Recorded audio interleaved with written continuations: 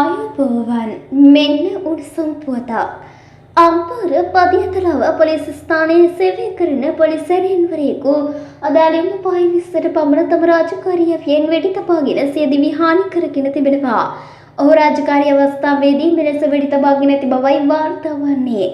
මෙලෙස ජීවිතයකට පත්වෙත්තේ බිබිල දියකොබල ප්‍රදේශයේ පදිංචි තිදරුපියෙක්.